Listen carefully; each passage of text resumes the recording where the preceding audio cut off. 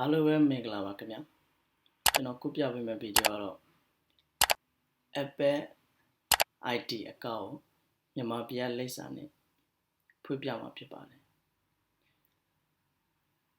Apple ID အကောင့်ကိုဖွင့်လို့ရှိရင် iCloud အကောင့်နဲ့လည်းဖွင့်လို့ရတယ် Gmail အကောင့်နဲ့လည်းဖွင့်လို့ရတယ်အခုကကျွန်တော်ဒီဗီဒီယိုလေးမှာတော့ iCloud အကောင့်နဲ့ဖွင့်ပြမှာဖြစ်ပါတယ်ကျွန်တော်ဗီဒီယိုလေးစလိုက်အောင် setting နဲ့သွားမယ်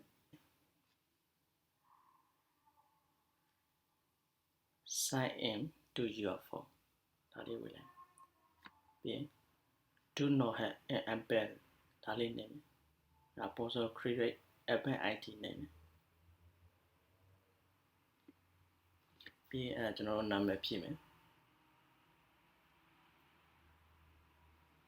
ကိုလေးတခုခုပေါ့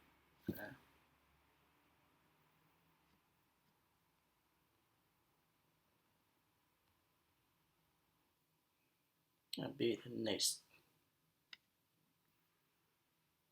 ပြီးအခုကဒီမှာဖြည့်ရမှာကျွန်တော်တို့အခုပထမဦးဆုံးအသက်ဖွင့်မဲ့နာမည်ဖြည့်ရမှာဖြစ်ပါတယ်အဲ့ဒါ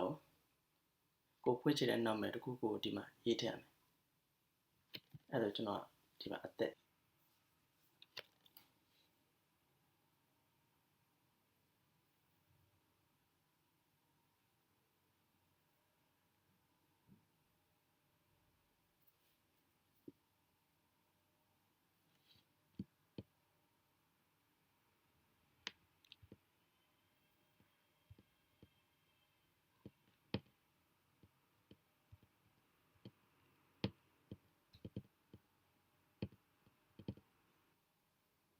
next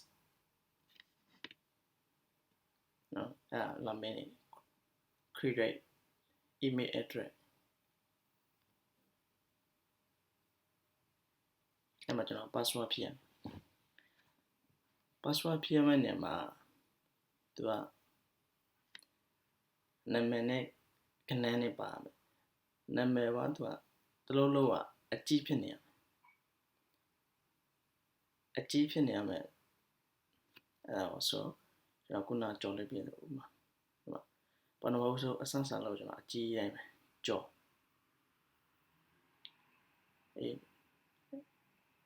ကြော်လေး1 2ဘာလို့ဆိုကျွန်တော်အကြီးပေးတာဘာလို့ဆိုမို့အလယ်မှာလဲသူကတလုံးလုံးအကြီးထည့်လိုက်လို့ရတယ်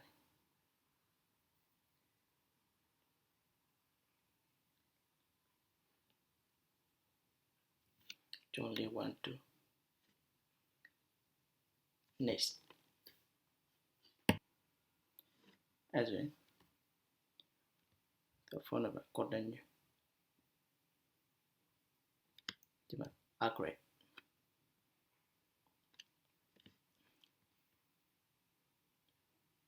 အဲ့ဒါကျွန်တော် iCloud အကောင့်ဖွင့်လို့ပြီးပါပြီ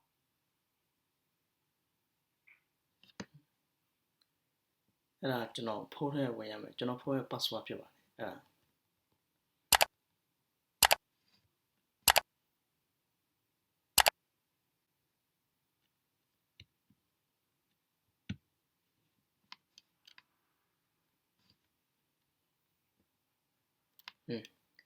အဲ့ဒါiCloud အကောင့်ပြီးပါပြီiCloud အကောင့်ပြီးပါပြီကျွန်တော်ဒီမှာပြီး iTunes Apple Store နေမယ်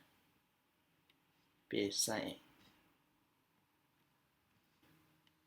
ခုနဖွင့်ထားကြော်လေး1 iCloud.com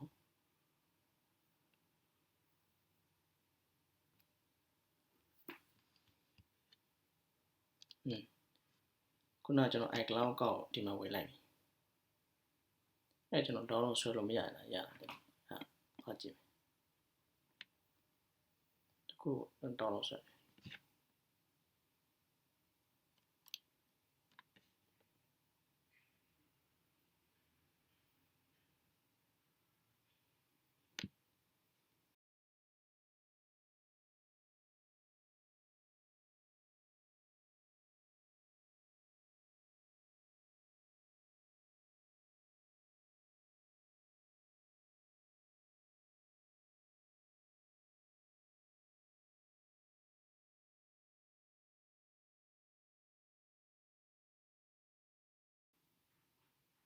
ဒီမှာဂျပန်ကျွန်တော်ဂျပန်မရွေးမြန်မာရွေးလိုက်မယ်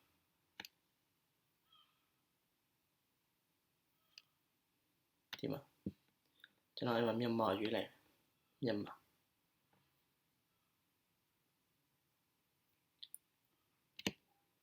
next ထားလိုက် off ပြရ next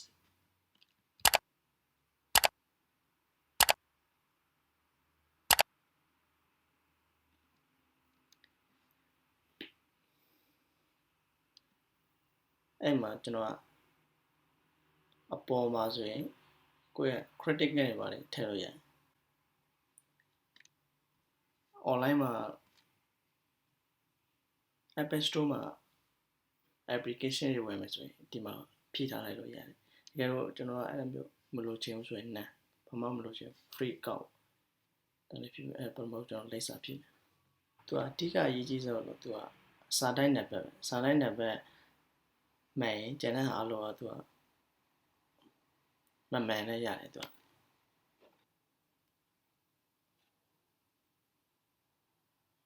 လိပ်စာတော့ကိုဖြည့်လိုက်အောင်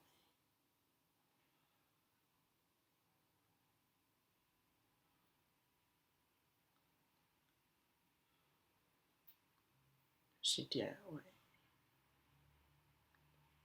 ရန်ကုန်ပုဂိုလ်ချန်ရန်ကုန်ဒီမှာကုတ်တကုတ်တက်ကတူဆိုရင်စာတိုင်းနံပါတ်ဟိုတက်လေး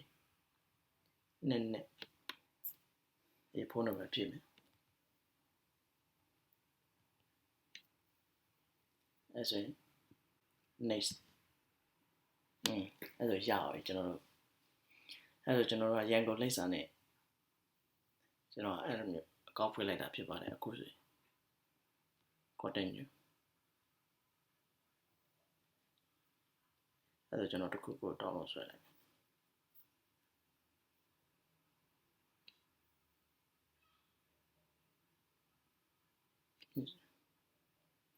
ဒါလေး download ဆွဲinstall ခုနကကျွန်တော် password ဖြည့်ပြရမယ်